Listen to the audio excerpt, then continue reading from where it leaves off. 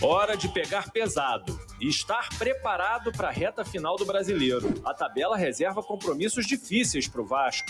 Começar pelo desta quarta-feira, contra o Cruzeiro, adversário direto na luta contra o rebaixamento. Tem que saber que tem que seguir trabalhando, que falta muito, quedam 5 finais e tem que melhorar e tem que jogar com o coração. Só coração pode não ser suficiente. O Vasco vai precisar de competência, porque nos últimos 4 jogos terá pelo caminho 3 times que brigam no alto da tabela. O Atlético Paranaense, atual 7º colocado, ainda sonha com uma vaga na fase de grupos da Libertadores. Contra o Corinthians, que apesar de ainda correr risco matemático de rebaixamento, está em posição confortável no meio da tabela. A gente está entendendo e está jogando cada jogo como se fosse a final do mundo. Para o jogo contra o Cruzeiro, o técnico Ramon Dias vai ganhar 2 reforços. O zagueiro Capasso e o meia Marlon Gomes deixaram o departamento médico e voltam a ficar à disposição. A vitória, claro, não é, Rafa, do Cruzeiro, pressiona ainda mais o Vasco também para essa decisão que acontece nessa semana. Exatamente, né, Bruno? Porque são 5 jogos que faltam para o Vasco, 3 deles fora de casa, na ordem o Cruzeiro, depois de amanhã, o Atlético Paranaense, o jogo também será fora de casa, e na penúltima rodada o Grêmio, e 2 partidas em São Januário. Na rodada 36 o Vasco pega o Corinthians e na última rodada recebe o RB Bragantino. Pelas contas, pelos matemáticos, um time com 45 pontos se salva da Série B, mas pode ser que essa pontuação não seja suficiente.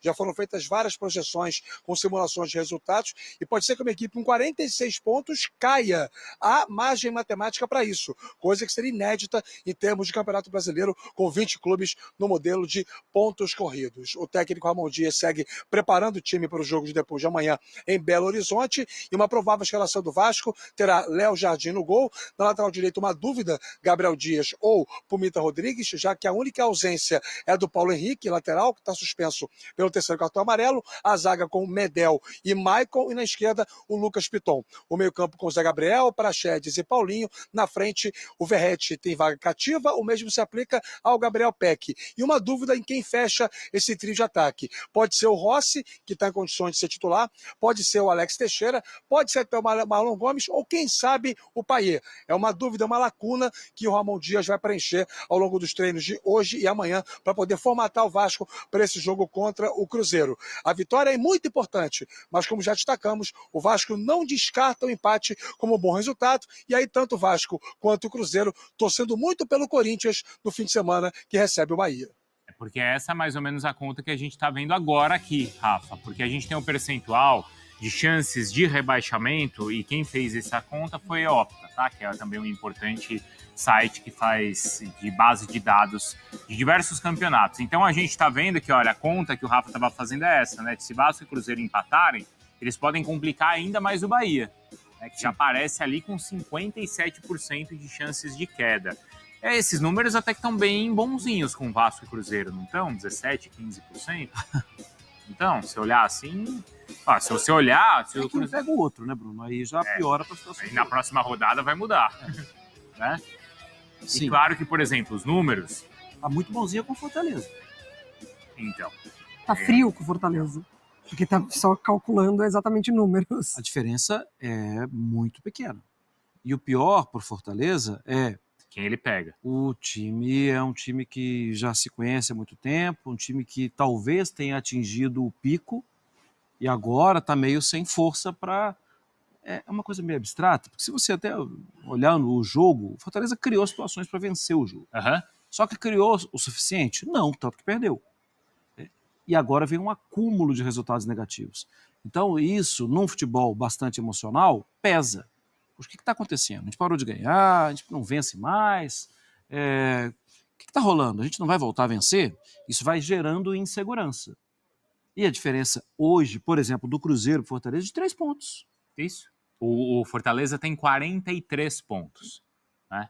E você tocou no ponto que é o fundamental e que pega todos os números e rasga, que é o emocional. Sim. Porque esses números, que a gente, claro, respeita, eles avaliam o que os times fizeram até aqui, né? Independentemente de quem for fazer o cálculo, normalmente é isso, né? Ele pega o que os times fizeram até aqui, contra quem eles vão jogar, e ali o algoritmo ou quem fizer a conta como ele faz... vai bem em casa, como ele Isso. vai fora. Desempenho, tal. O que ele não avalia, por exemplo, como é que tá a cabeça do time que perdeu uma decisão da Copa Sul-Americana. E depois... O número não avalia que, por exemplo, o Cruzeiro não tem torcida em casa. Né? Então, são pontos que os números frios ali não avaliam. Por exemplo, o Fortaleza, agora que tem 43 pontos, ele vai precisar se recuperar jogando contra líder e vice-líder. São os próximos jogos do Fortaleza. Botafogo e Palmeiras. Se ele não ganha de ninguém, ele vai conseguir ganhar desses dois? Se ele não ganhar desses dois, ele vai ter que fazer 4 pontos nas 2 últimas rodadas. Aí já é desespero. Aí, desespero. E é um cenário bem diferente da temporada passada, né? Quando precisou fazer um segundo turno diferente do primeiro, Fortaleza, né? Porque ele também passou por isso, com uma expectativa muito real de rebaixamento no primeiro turno e conseguiu remar depois no segundo turno. E fica mais difícil ainda quando você não encontra tantos elementos palpáveis ali de mudanças, por exemplo. Queda de rendimento defensivo, ou um goleiro que está falhando, ou atacante que está perdendo muito gol. O do Fortaleza, ele é muito mais mental, ele é muito mais emocional. E aí que a mobilização ela tem que ser tirada da força do treinador, do diálogo, da psicóloga do clube, enfim, de você revisitar vários momentos em que o coletivo deu resultado, porque a técnica, ela tá ali ainda, né? Ela tá acontecendo, então é muito mais difícil você encontrar respostas para o que o campo não te mostra. Então, Rafa, eu vou discordar dos vascaínos que estão contando ou satisfeitos com o empate nesse jogo contra o Cruzeiro. Eu acho que não dá para pensar assim não, Você hein, vai Rafa? discordar? Eu vou. Mas se você vai em consideração o que diz a tabela, o Vasco tem uma vitória a mais que o Cruzeiro, né? Se você pensar direitinho em termos de critério de desempate, o primeiro deles é o número de vitórias, e não dá tempo, não tem rodadas, não tem lastro. Não, mas eu não quero essa tortura até o final, Rafa. Vence logo, fica essa coisa de olhar. Eu não quero olhar para a segunda coluna ali, número de vitórias. Eu quero olhar 47 pontos na primeira, para eu respirar tranquilo. É isso. Eu acho que todo mundo quer isso. E pensando do ponto de vista técnico e até levando em conta o anímico também, como nós estamos debatendo aqui, né, que o algoritmo não leva em conta a parte mental dos jogadores do Fortaleza, o emocional do time do Cruzeiro por estar jogando sem a sua torcida.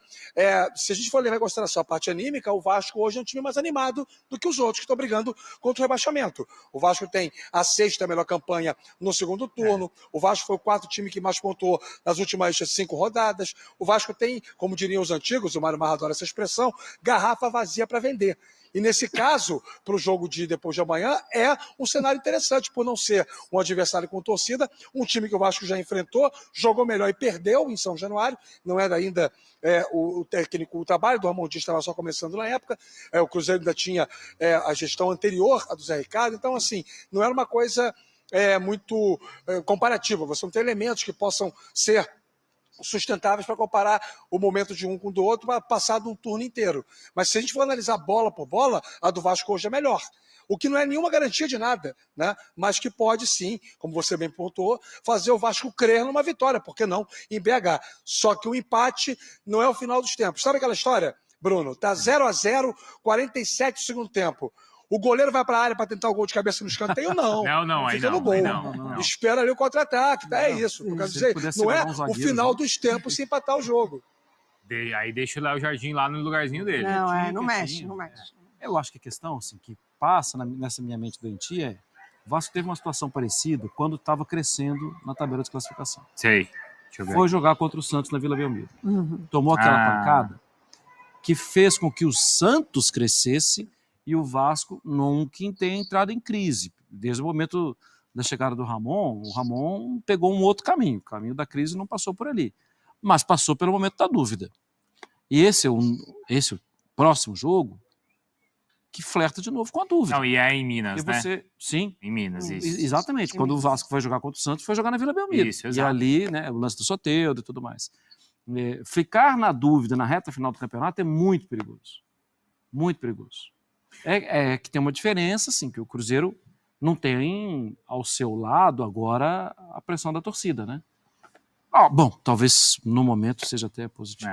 Ô, Rafa, tá bom, vai, você me convenceu, tá? Empatezinho, ó. Os dois estão com 41, essa outra coluna aqui, a gente cada vez mais olha para ela, né, nessa reta final de Brasileiro, do número de vitórias, porque... O Goiás insiste em não cair, hein, Bruno? Por mais que esteja com 90 e tantos por cento, matematicamente, o Goiás tem conseguido, assim, perdeu também para o Santos recentemente, mas o Goiás tem lutado para não cair. Ô, Rafa, obrigado, viu?